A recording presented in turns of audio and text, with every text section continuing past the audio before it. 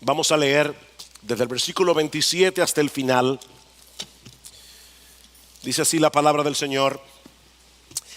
Salió Jesús con sus discípulos a las aldeas de Cesarea de Filipo, y en el camino preguntó a sus discípulos diciéndoles: ¿quién dicen los hombres que soy yo?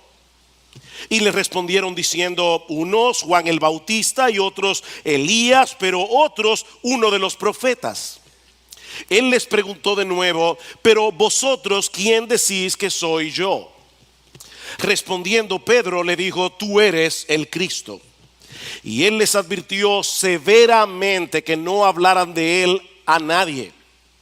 Y comenzó a enseñarles que el Hijo del Hombre debía padecer muchas cosas y ser rechazado por los ancianos, los principales sacerdotes y los escribas, y ser muerto y después de 3 días resucitar.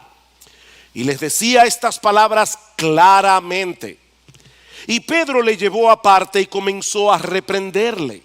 Mas él, volviéndose y mirando a sus discípulos, reprendió a Pedro y le dijo: quítate de delante de mí, Satanás, porque no tienes en mente las cosas de Dios, sino las de los hombres. Y llamando a la multitud y a sus discípulos les dijo: si alguno quiere venir en pos de mí, niéguese a sí mismo, tome su cruz y sígame, porque todo el que quiera salvar su vida la perderá, pero el que pierda su vida por causa de mí y del evangelio la salvará. Pues de qué le sirve a un hombre ganar el mundo entero y perder su alma? Pues qué dará un hombre a cambio de su alma. Porque cualquiera que se avergüence de mí y de mis palabras en esta generación adúltera y pecadora, el Hijo del Hombre también se avergonzará de él cuando venga en la gloria de su Padre con los santos ángeles. Para las personas que nos visitan en esta mañana, desde hace ya varios meses hemos estado estudiando consecutivamente el Evangelio de Marcos, y hoy llegamos a esta sección que ocupa un lugar estratégico en la estructura de todo el libro. Hemos dicho varias veces a lo largo de esta serie que los evangelios son biografías teológicas. Eso quiere decir que los evangelistas no se limitaron simplemente a narrar cronológicamente la vida del Señor, sino que ellos tomaron aquellas escenas, aquellos discursos, aquellos milagros en los que estaban interesados para mostrar algo acerca de la persona de Jesús. En otras palabras, los evangelios tienen una estructura. Y en el caso particular del Evangelio de Marcos, este puede ser dividido en 2 grandes bloques. A partir del capítulo 1 y hasta el versículo 26 del capítulo 8, Marcos plantea la pregunta de si Jesús es en verdad el Hijo de Dios, si Él es el Mesías por tanto tiempo esperado por la nación de Israel.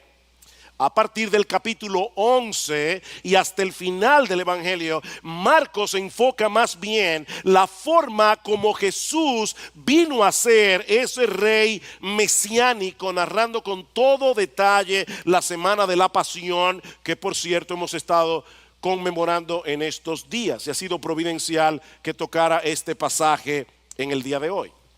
Ahora, justo en medio de estos 2 bloques, justo en medio de estas 2 secciones del Evangelio, encontramos este extenso relato que va desde Marcos 8:27 hasta el final del capítulo 10, que sirve de transición a estas 2 partes, y en la cual el Señor responde las 2 preguntas planteadas en el Evangelio: ¿quién es Jesús y qué fue lo que Él vino a hacer?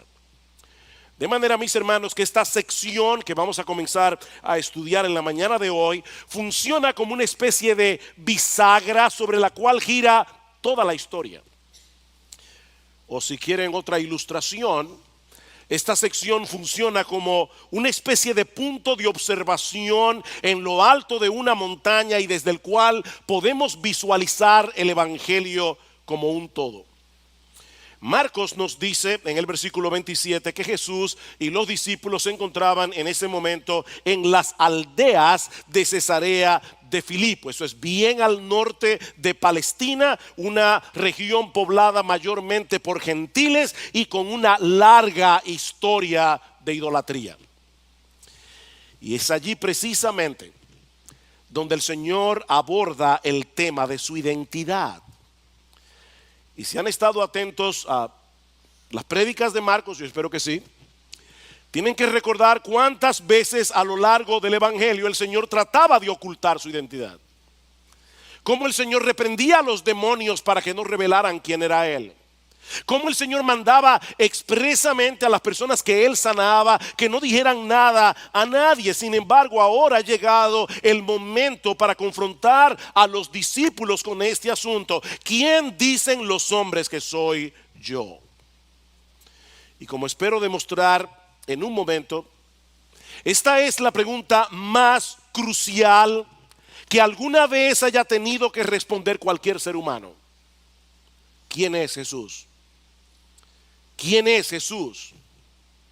Esta pregunta traza una línea divisoria entre los hombres.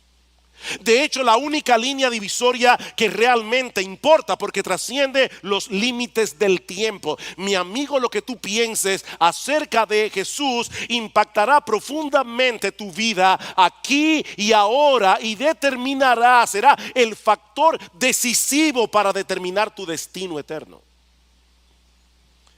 De manera que esta es una pregunta que nadie puede evadir, porque el silencio y la indiferencia son en sí mismos una respuesta. Tampoco es el tipo de pregunta que podemos responder a medias. Yo recuerdo cuando tenía 17 años, uno de mis mejores amigos había hecho recientemente profesión de fe. Y caminando una noche por el barrio, mi amigo me preguntó directamente: ¿cuál es tu opinión acerca de Cristo? Y yo recuerdo respondiéndole con ese aire, ¿verdad?, de intelectualismo. Es un gran hombre. Yo creo que definitivamente era un individuo avanzado para su época, pero de ninguna manera podía aceptar que Jesús fuera el Dios encarnado.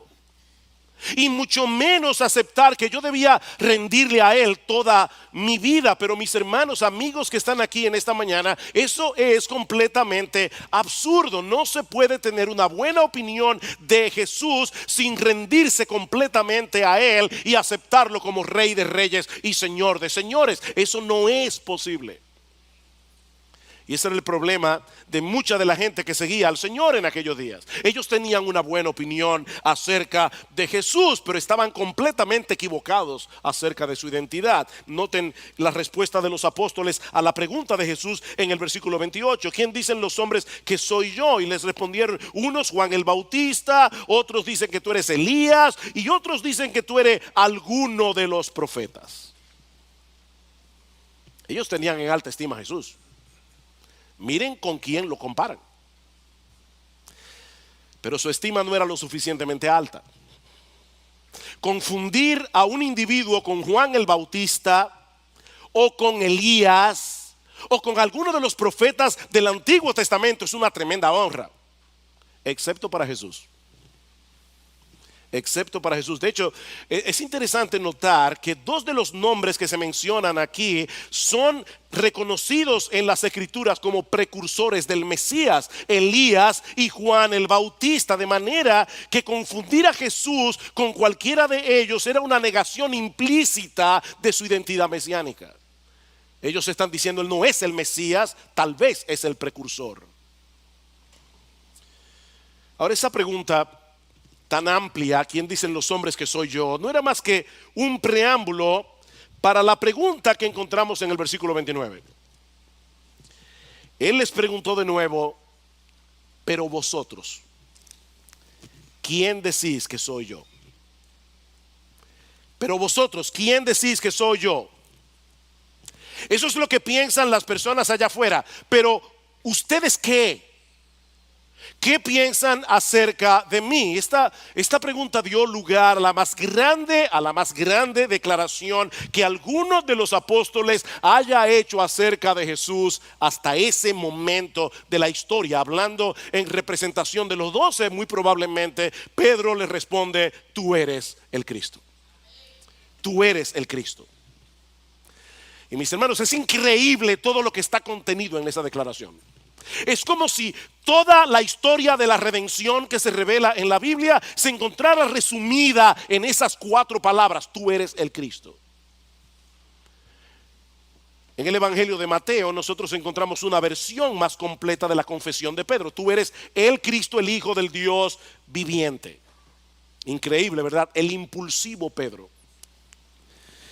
El hombre que muchas veces aparece en los evangelios haciendo lo que no debía hacer, diciendo lo que no debía decir, en este momento dio en el clavo. Tú eres el Cristo. De hecho, en el pasaje paralelo del Evangelio de Mateo, nosotros vemos cómo el Señor alaba al Padre, no a Pedro, y le dice: bienaventurado eres, Simón, hijo de Jonás, porque eso que tú acabas de declarar, eso no te lo reveló carne ni sangre, sino mi Padre que está en los cielos. Mis hermanos, piensen en esto por un momento. No hacía mucho tiempo que Pedro era un hombre común y corriente que trabajaba como pescador en el mar de Galilea.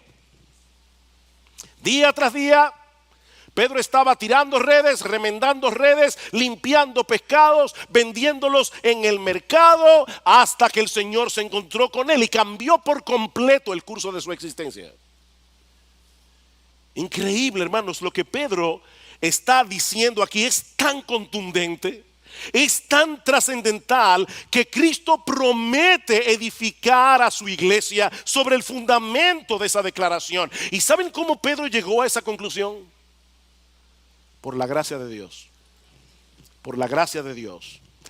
Pedro, eso no te lo reveló carne ni sangre. Si Dios el Padre no te hubiera abierto el entendimiento, no hubiera abierto tus ojos, habría sido completamente imposible que Pedro hiciera esa deducción acerca de Jesús por sí mismo. Y hermanos, esto es muy importante, porque fácilmente cualquiera de los creyentes que están en esta iglesia en el día de hoy, cualquiera de nosotros puede olvidar la condición de tinieblas en la que nos encontrábamos antes de conocer la gracia de Dios en Cristo. Ninguno de nosotros tiene nada de qué gloriarse si ahora puede ver claramente lo que otros no pueden ver, porque es la gracia de Dios lo que hace la diferencia. El himno que cantamos hace un momento: profundo es el amor de Dios. Esa estrofa muchas veces me ha traspasado el alma cuando dice: vergüenza siento al escuchar mi voz entre las burlas. ¿Sabes lo que eso significa en una forma menos poética? Que de tú haber estado allí, al pie de la cruz, habrías gritado con la multitud: crucifícale, danos a Barrabás. Vergüenza siento al escuchar mi voz entre las burlas. Mis hermanos, cuando nosotros éramos incrédulos, lo éramos por derecho propio. Pero ahora somos creyentes por la misericordia de Dios. Somos creyentes porque Él quiso revelar en nuestros corazones que Jesús es el Cristo. Y esta palabra es el equivalente en griego de la palabra hebrea Mesías, que significa literalmente el ungido. Cristo, Mesías, ungido. Durante el periodo del Antiguo Testamento, tanto los reyes, los profetas como los sacerdotes eran colocados en sus respectivos oficios, ungiéndolos con aceite. De manera, mis hermanos, que lo que Pedro está diciendo aquí acerca de Jesús es que Él es ese personaje anunciado en el Antiguo Testamento, que sería el ungido de Dios por excelencia, aquel que habría de fungir al mismo tiempo como rey, como profeta y como sacerdote. Tú eres el Cristo, tú eres el Mesías, tú eres el Salvador del mundo, tú eres aquella simiente de la mujer que fue prometida a nuestros primeros padres en el huerto del Edén y que habrá de aplastar la cabeza del maligno. Ese eres tú. Eso es lo que Pedro está diciendo aquí. Y no eres un ser humano común y corriente. Eres el mismo Hijo de Dios. Y es obvio, hermanos, que Pedro no podía entender en ese momento todas las implicaciones teológicas de lo que él acaba de decir.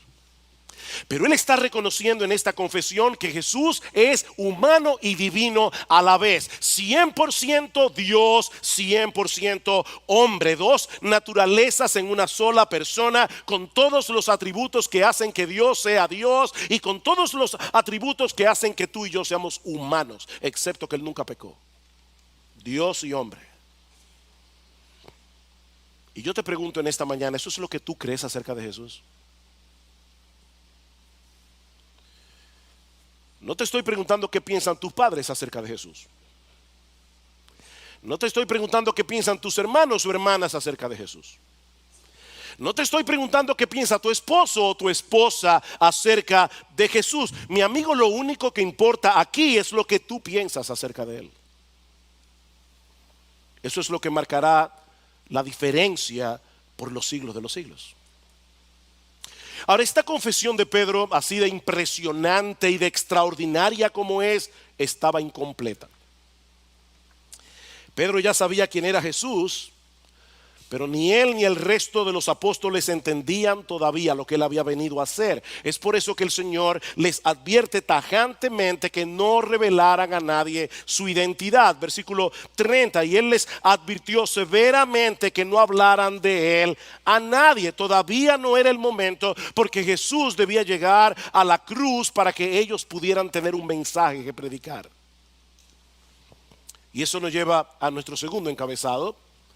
Ya vimos la identidad de Jesús. Veamos ahora en segundo lugar la naturaleza de su obra. Versículo 31, y comenzó a enseñarles que el Hijo del Hombre debía padecer muchas cosas y ser rechazado por los ancianos, los principales sacerdotes y los escribas, y ser muerto y después de 3 días resucitar. Nosotros leemos eso hoy tan tranquilos aquí, sentados con aire acondicionado. Yo creo que cuando los apóstoles oyeron eso, casi les da un infarto. Mis hermanos, esto tiene que haber sido increíblemente chocante para los apóstoles. Increíblemente chocante. Por un lado, Jesús está identificándose a sí mismo aquí como el Hijo del Hombre. Y esta es una figura mesiánica que aparece en el capítulo 7 del libro de Daniel. Una figura, un personaje que es humano y divino a la vez, que habría de venir en la gloria del Padre para establecer en la tierra un reino eterno. Ese Hijo del Hombre viene al mundo a enderezar lo que el pecado torció. Ese Hijo del Hombre viene a acabar con todas las consecuencias terribles que el pecado ha provocado en la raza humana. Pero ahora Cristo dice al mismo tiempo que ese Hijo del Hombre tiene que morir. ¿Ustedes notaron esa pequeña palabra en el versículo 31? Él no dice simplemente que él había venido a morir. No. Jesús no dice simplemente que él sería derrotado por sus enemigos y llevados a la muerte. Lo que él dice en el versículo 31 es que su muerte era una necesidad. El Hijo del Hombre debe padecer. El Hijo del Hombre debe morir. Para poder llegar a hacer lo que yo vine a hacer, es necesario que muera. Mis hermanos, Jesús vino a ganar perdiendo.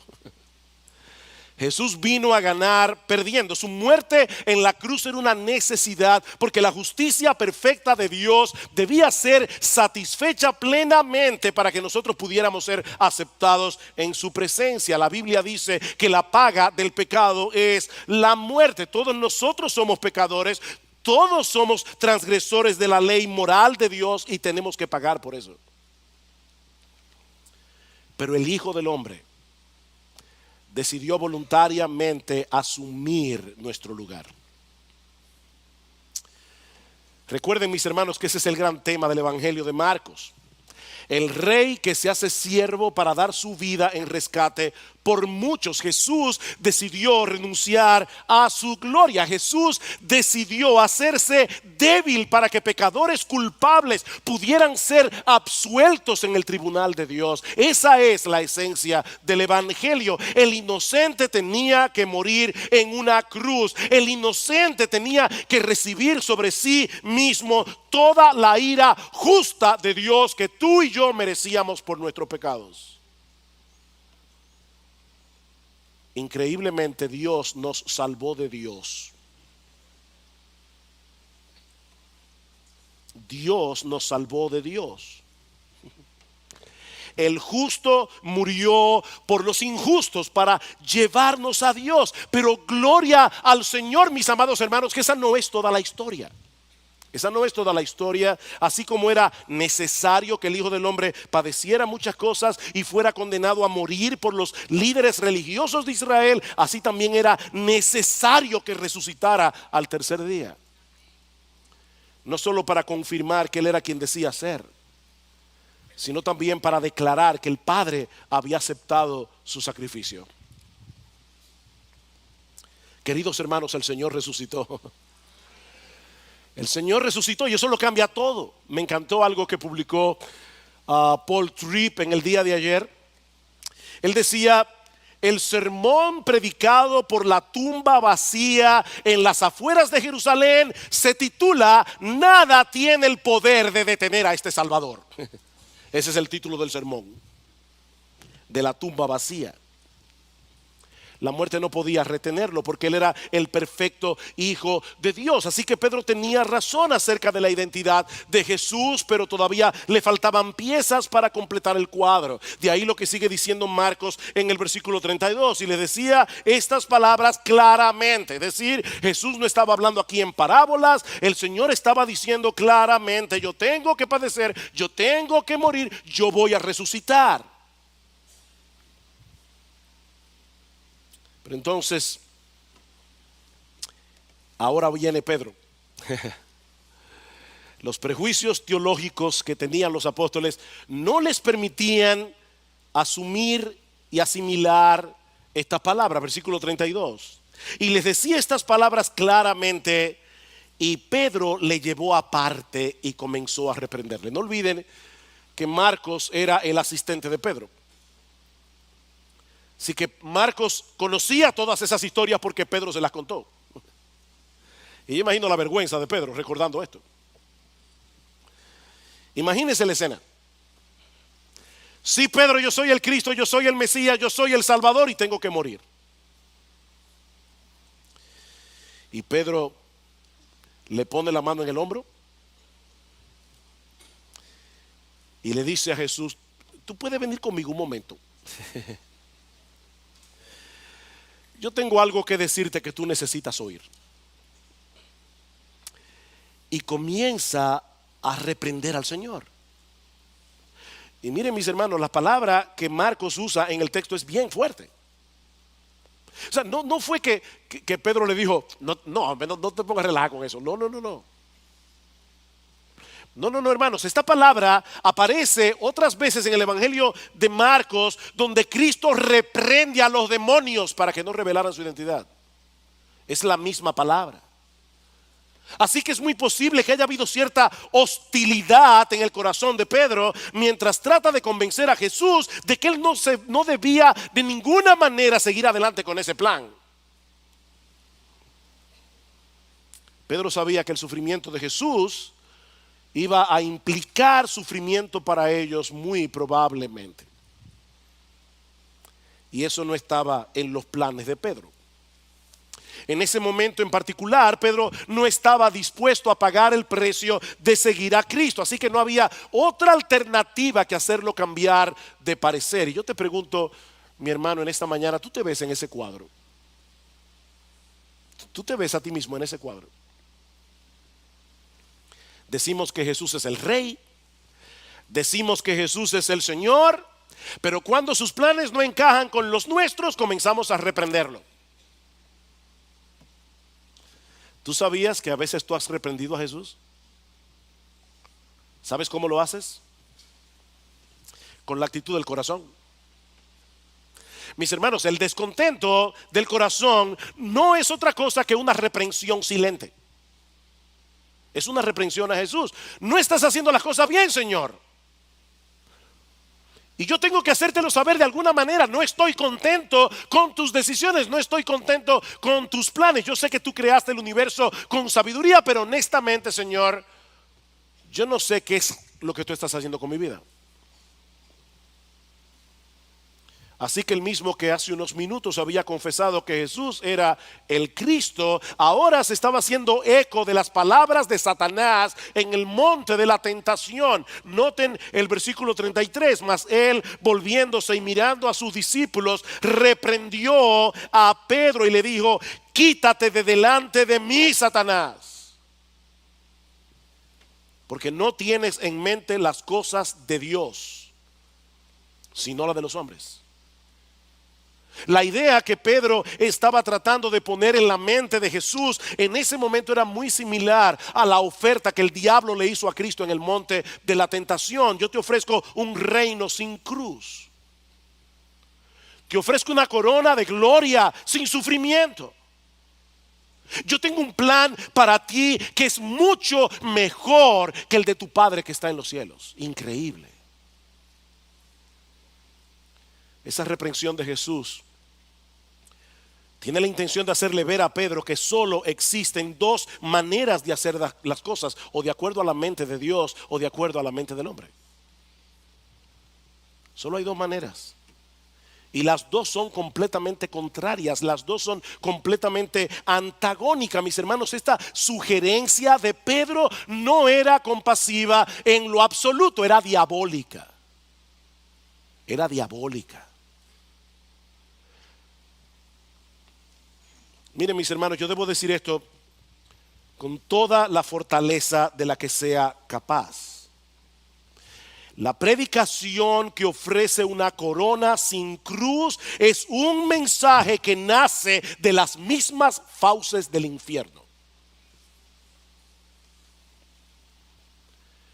Ese es el problema del evangelio de la prosperidad.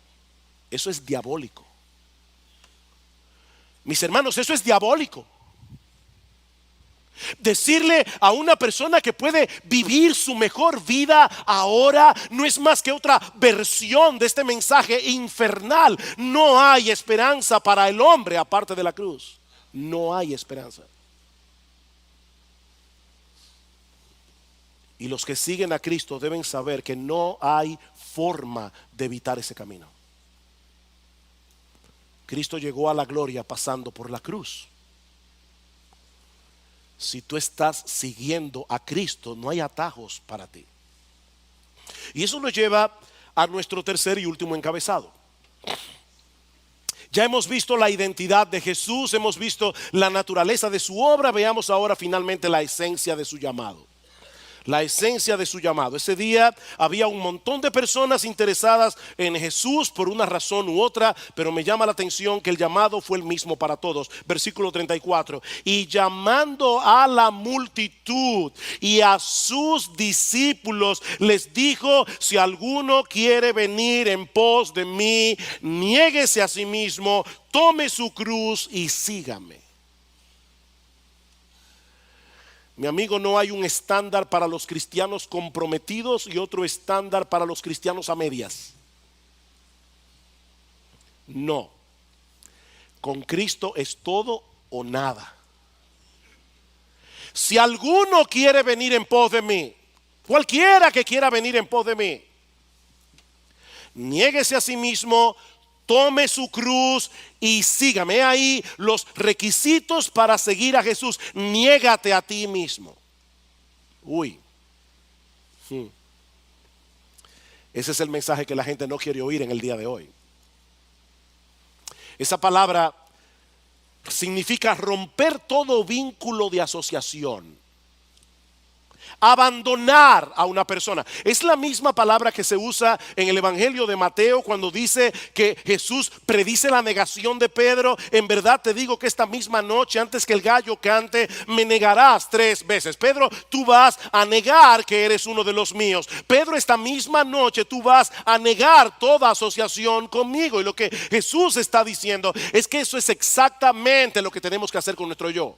Negarlo, abandonarlo, desasociarnos de él si queremos seguir a Jesús. ¿Y eso qué significa? Niégate a ti mismo. Bueno, por un lado esto significa que debes dejar de confiar en ti mismo para salvarte, que debes admitir que tú no eres la gran persona que has querido que todo el mundo crea a través de toda tu vida. Tú no eres una gran persona. Tú estás en bancarrota espiritual. Tú tienes que acogerte enteramente a la misericordia de Dios en Cristo. Tú tienes que negarte a ti mismo. No tienes nada que presentar delante de Dios que valga la pena excepto tus pecados. Pero eso implica también dejar a un lado tus valores, dejar a un lado tus intereses personales, tus deseos, tus anhelos, para abrazar los valores, los intereses y los deseos de Cristo. De hecho, eso es lo que significa arrepentirse y creer. Si tú quieres seguir viviendo tu propia vida, es porque no te has arrepentido. Es porque sigues confiando en ti mismo en vez de confiar en Jesús. Tú tienes que negarte a ti mismo y tienes que tomar la cruz. Y todo el mundo que estaba allí ese día entendió perfectamente lo que Jesús estaba diciendo. La cruz no era un adorno que se colocaba en una cadena alrededor del cuello. No, la cruz era un instrumento de ejecución pública. El más vergonzoso, el más doloroso que alguna vez haya sido empleado. Era tan terrible la crucifixión que la ley romana no permitía aplicarle ese castigo a un ciudadano romano. Era terrible morir en una cruz. Así que lo que Jesús está diciendo a las personas es: si alguno quiere venir en pos de mí, tome su silla eléctrica y sígame. Si alguno quiere venir en pos de mí, tome su guillotina y sígame. Eso es lo que Jesús está diciendo. Ese es el verdadero discipulado del que estaremos hablando esta semana.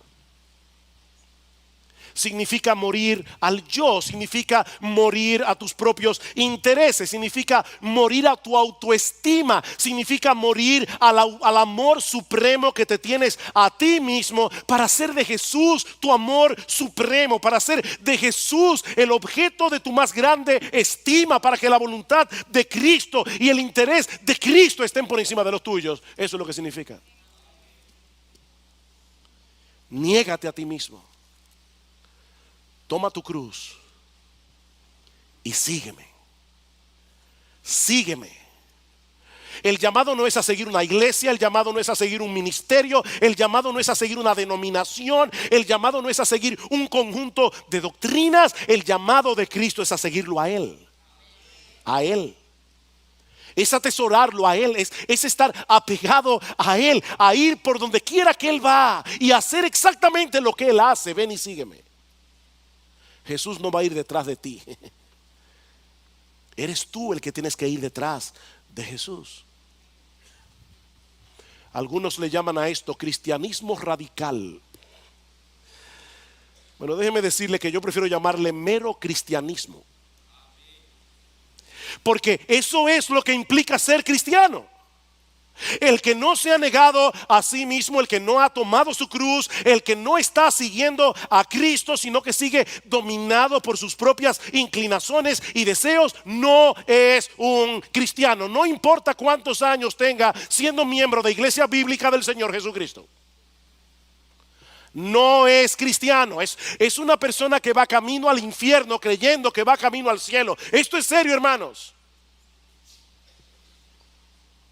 Esto es serio. Mis hermanos, no hay manera de rebajar las demandas de este texto sin torcer el texto. Llegar a ser cristiano no es levantar tu mano en un servicio evangelístico. Llegar a ser cristiano no es pasar al frente y hacer la oración del pecador. No, llegar a ser cristiano es colocarte voluntariamente entre el cuerpo de Cristo y el madero. Voluntariamente. Para que tu yo sea ejecutado ahí. Eso es ser cristiano. ¿Y saben qué? Algunos pueden pensar que este es un llamado difícil, que es un llamado desagradable, pero es en realidad un llamado de gracia.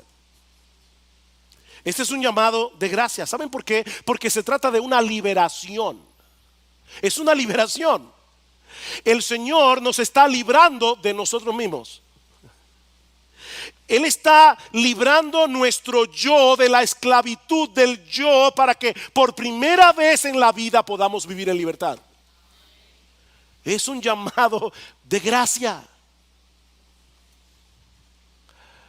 Por supuesto, además está decir que eso no significa que a partir de ese momento nosotros vamos a vivir una vida perfecta haciendo siempre la voluntad de Dios. Eso no puede ser posible de este lado de la eternidad, porque el pecado todavía mora en nosotros y ese pecado tratará por todos los medios posibles de llevarnos otra vez a nuestra antigua vida.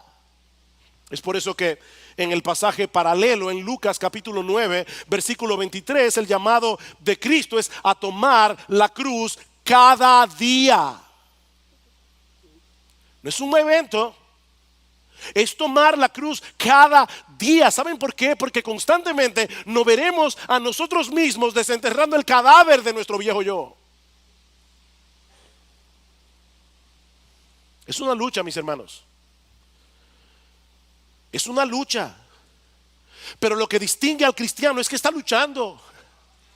Y en medio de la lucha él se recuerda a sí mismo continuamente que él ha sido crucificado juntamente con Cristo, como dice Pablo en Gálatas capítulo 2 versículo 20. Con Cristo he sido juntamente crucificado, ya no vivo yo, mas vive Cristo en mí. Lo que ahora vivo en la carne lo vivo en la fe del Hijo de Dios, el cual me amó y se entregó a sí mismo por mí. La única razón por la que mucha gente ve este llamado como algo terrible es porque no tiene ni idea de lo que implica tener un Salvador como Jesús. Y mucho menos de lo que implica la otra alternativa. Escuchen lo que sigue diciendo el Señor en los versículos 35 al 38.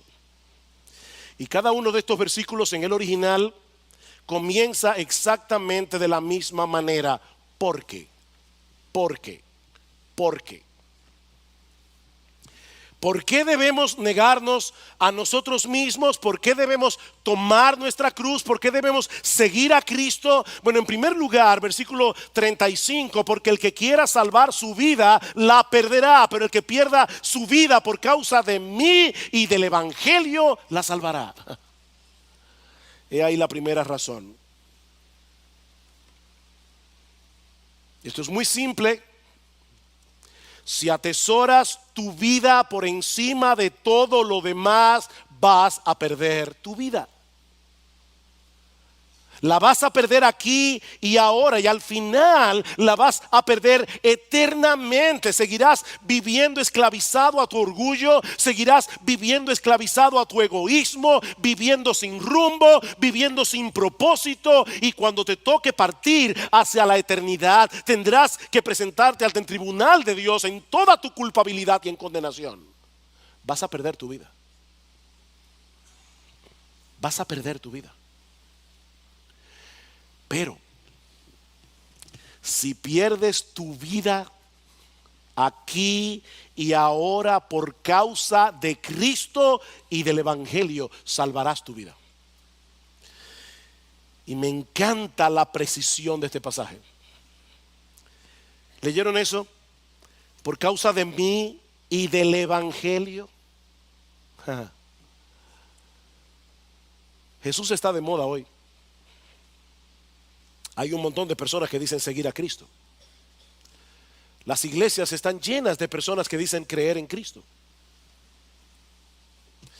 Pero hermanos y amigos que están aquí en esta mañana, decir que creemos en Cristo no es suficiente. El asunto es aceptarlo a Él en los términos del evangelio. En los términos del evangelio.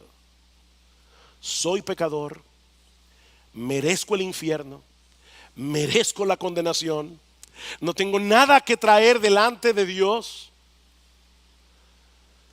pero yo sé que la salvación es por gracia, por medio de la fe. Si lo haces, salvarás tu vida. Mira, mi amigo, déjame decirte algo. El llamado de Cristo no es a tener una vida monótona y gris. El llamado de Jesús es a que dejes de desperdiciar tu vida viviendo para lo que nunca podrá brindarte verdadera satisfacción, y por primera vez comiences a vivir realmente.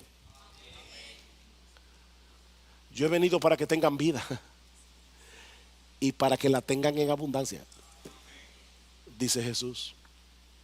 Segunda razón, versículo 36, pues ¿de qué le sirve a un hombre ganar el mundo entero y perder su alma? Respuesta, de nada, de nada.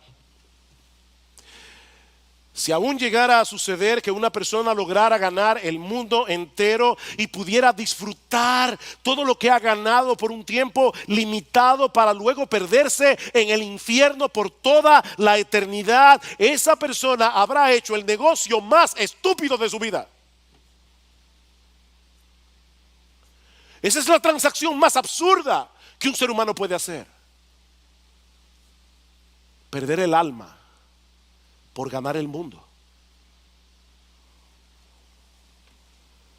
Tercera razón, pues quedará, versículo 37, quedará un hombre a cambio de su alma. Si desprecias la obra redentora de Cristo para salvar a pecadores como tú y como yo, mi amigo, ¿qué esperanza te queda de salvación?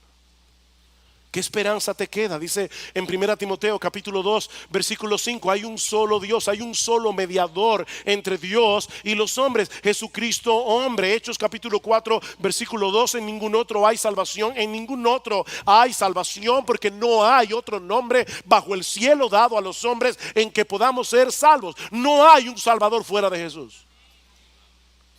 Yo soy el camino, yo soy la verdad, yo soy la vida. Nadie viene al Padre sino por mí. Y finalmente versículo 38, porque cualquiera que se avergüence de mí y de mis palabras en esta generación adúltera y pecadora, el Hijo del Hombre también se avergonzará de él cuando venga en la gloria de su Padre con los santos ángeles. El Hijo del Hombre, de nuevo la figura mesiánica del capítulo 7 de Daniel, pero ahora Jesús la presenta desde otro ángulo. Él está diciendo aquí, ese mismo Hijo del Hombre que fue rechazado, ese mismo Hijo del Hombre que fue condenado a morir en una cruz romana, ese Hijo del Hombre regresará del cielo en la gloria de su Padre. Y en aquel día no habrá mayor bendición, no habrá mayor gozo que estar en el grupo de aquellos que no se avergonzaron de Él.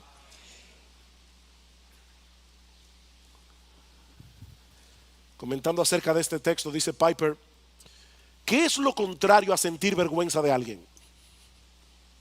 Estar orgulloso de él, admirarlo, no sentirse avergonzado de que los vean juntos, amar, identificarse con él. Yo soy amigo de fulano de tal. Yo no me avergüenzo de Jesús. ¡Qué gloria! El Rey del cielo es mi amigo, el Rey del cielo es mi Salvador. Y cuando llegue y se siente en el trono de su Padre, dirá: hijos míos, vengan, yo tengo preparado tronos para ustedes también. Y yo te pregunto, mi amigo, ¿es eso lo que tú sientes por Jesús? ¿Admiración? ¿Deseo de identificarte con Él? ¿O es vergüenza? Porque si es así, estás menospreciando su persona, estás menospreciando la obra que Él llevó a cabo para salvar a pecadores. Y mi amigo, lo único que te espera es que Él se avergüence de ti cuando venga a reinar en la gloria de su Padre. Pero eso no tiene que ser así. Mi amigo, eso no tiene que ser aquí así. Cristo satisfizo plenamente la justicia de Dios. Él murió en una cruz siendo inocente para que pecadores culpables pudiéramos ser declarados justos en el tribunal de Dios. Y su oferta sigue en pie: abandona tu vida para que puedas salvarla. Abandona tu vida para que puedas salvarla.